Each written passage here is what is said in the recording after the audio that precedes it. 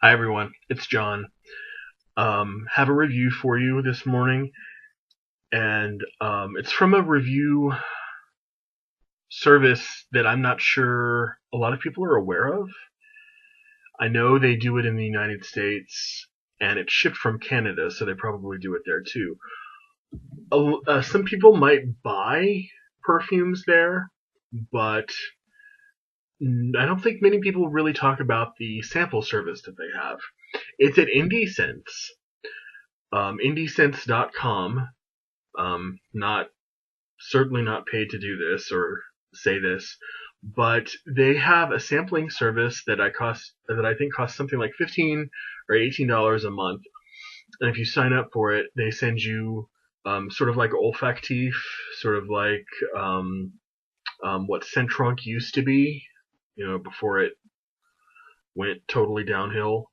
They'll send you 3 things from their store. And they even take requests. The people have been very good there about, can I have this, this, and this? And they'll actually send you, as long as it's something that they sell full bottles of, they'll send you a sample of it, which is really, really nice. This is one of the things that they sell, and they actually sell the other fragrance from the house too, which I'll also talk about sort of parenthetically. But this is the sample. By the way, the samples come in if you decide to sign up for the service. The samples come in this little burlap bag. You can see the IndieSense label, and this is the September Masculine Sample Pack. This is a sample of the one I'm going to be talking about today, which is from the company of Idolo, and this is the perfume called 33. And despite the sample and the fact that I'm reviewing from a sample, I have worn it probably half a dozen times. You don't need much, and I'll talk about that in the body of the review. For some weird reason, I guess Idolo has always really struck me as a really sort of mesmeric perfume house. They only have 2 perfumes currently available. I don't know if they've made any in the past and then discontinued them or what, but now they only have 2, one of which is 33. And the creative director is Matthew Zook, or Zuck. I'm not sure if he's also the perfumer. I can't really find who actually created the perfumes, but he's the head of the house, the company. And they're located and based out of the Mayfair district in London. But anyway, I'm really sort of, for whatever reason, attracted to a perfume house that's willing to be out there and just have 2 perfumes available. They're not rushing to come out with something new every year or even every other year, or something like Montal where they bring out 10 or 20 or 30 things a year. It just sort of gets ridiculous. They're very proud with what they have and what they've made, and that's something that seems to be increasingly rare to find these days. So top notes of 33 include soft black pepper, candied mandarin, caoutchouc, which is a kind of unvulcanized Indian rubber, middle notes of Chinese white tea, Chinese rose, Taif rose, orris, and Damascus steel, and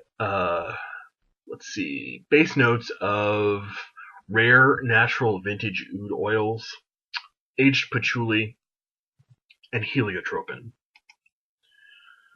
So this straight up is a rose oud, which I know is an already highly saturated market in the perfume industry. But I want to outline a few reasons why I think it's a really beautiful, exceptional rose oud, definitely worth trying. So it can really be hard to venture out into new territory, especially if you're trying to work with rose and oud and to create something new and interesting. But really, the more I smelled 33, the more I really, really admired it. The overall structure is, of course, just a traditional rose oud centric, rose oud forward perfume. But I think the things that really make it special are the things that sort of surround it and lift it. One of those would be where it actually gets its name from.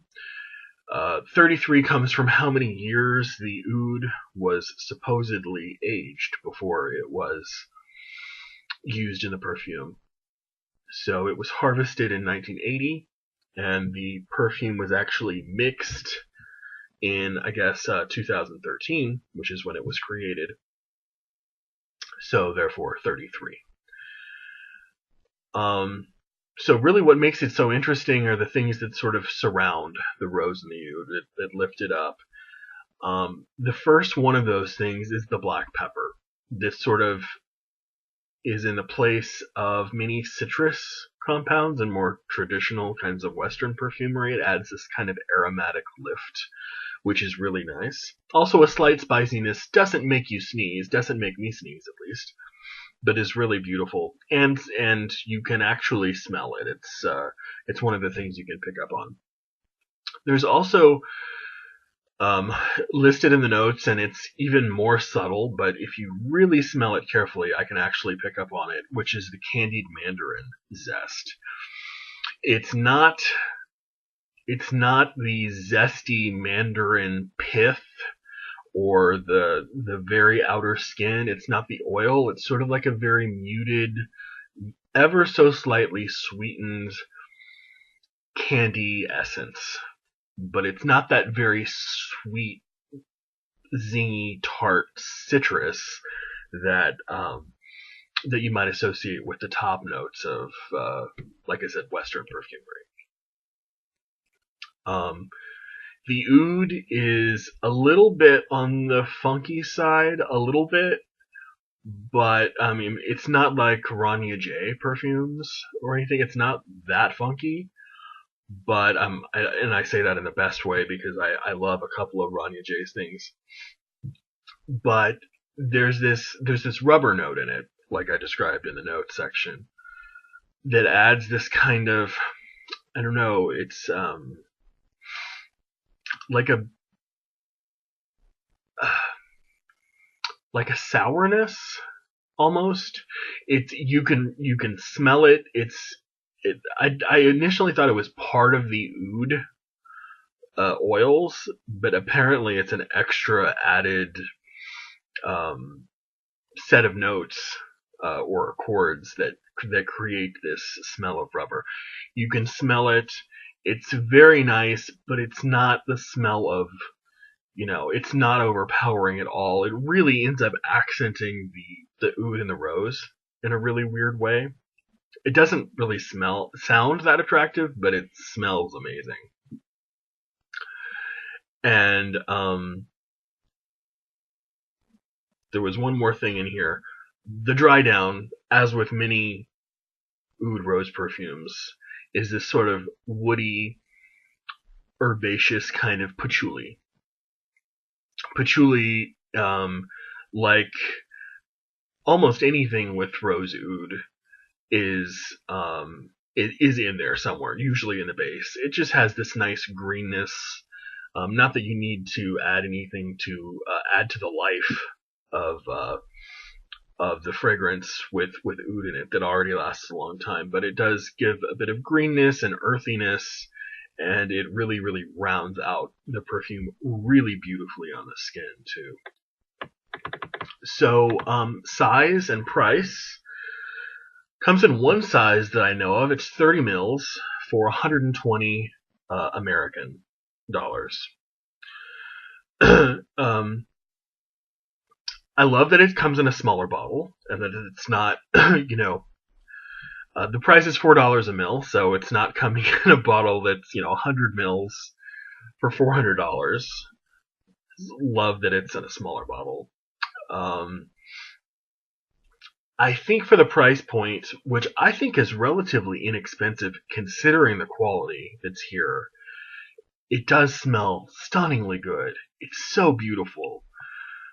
I don't know. I mean, I guess sort of the myth that's around the oud, it being aged for 33 years and everything, I guess it is real oud, but that is really inexpensive for a perfume that has, at least to my nose, a lot of oud in it. And I mean, oud is really expensive, and so is rose, by the way. At $4 a mil, it's just a really, really great price for a stunningly beautiful rose oud. I think they easily could have charged 2 or 3 times as much, and people who are familiar with what perfumes go for these days wouldn't have even blinked an eye. That's how good it is, and it's also, of course, a testament to how expensive rose and oud are too. One thing, if the price puts you off at 120 American dollars at 30 mils, let me make a recommendation of something that I think is very, very, very similar. And it is Tiziana Terenzi's Gold Rose Oud. If you've never smelled Gold Rose Oud, and you can do like an arm-by-arm test of them, go for it. I think you'll find that they're extraordinarily similar. And the Tiziana Terenzi Gold Rose Oud goes for, I think, $165 for 100 ml. So instead of $4 a mil, you're looking at $165 a mil, which is less than half the price. But at $1.65 a mil, I'm not sure they're using oud. I think they might be using synthetics. By the way, the synthetics smell wonderful, smell really good, and it lasts, the Gold Rose Oud lasts forever. I mean, 8 or 10 hours on my skin, whereas 33 lasts for possibly 4 to 5. So if longevity is a factor, I would say go for the less expensive one. But as far as just pure beauty, if you're wearing it for yourself, I think 33 might be the way to go. One other thing I wanted to add, not so much about and I know we're going into our 13th minute here, I'll make it quick. Not so much the perfume, but the company, Idolo. Their other fragrance is called Rider. Rider is supposed to be this big, beautiful, lush, vanillic, ambery, smoky, incensey kind of fragrance. Indie Scents also sells Rider, and I requested that they send me a sample. They did. And when I sprayed it on my skin, I got this very, very, very faint, I don't know if anyone's ever tried Ombre Sultan by Serge Lutens, but it's to me, it sort of smells like a cedar amber smell. A lot of cedar. Mostly cedar, actually. Which to me, that scent has never been too amber forward. But a lot of people sort of talk about it like it's a reference amber. Not on my skin, I guess. But to me, Rider smelled like a much, much, much fainter version of Ombre Sultan. Within 15 or 30 minutes, it was gone from my skin. Which is really weird because there's a couple reviews of it on YouTube that talk about it lasting for hours and hours and hours and hours, 12, 15 hours on skin, how it can fill up a small space around you. And I don't know if anyone out there has ever tried if you actually made it to the end of this video, congratulations. And if you've actually tried Writer and you've had a different experience and you think that my sample might just be bad, let me know, and I'll gladly get them to send me another one, because it was really something I was looking forward to, kind of like 33. I can't imagine that I get 15 minutes on my skin and other people get 12 hours. I suppose it's possible, but it was so faint. Maybe I'm just anosmic to it. I've chalked that up as a possibility too. I don't know what's going on. But if anyone has any experience with either 33 or Writer, let me know. Comment down below. Tell me what you think. Or if you have any experiences with Idolo generally, let me know. And I will talk to you guys later. Bye.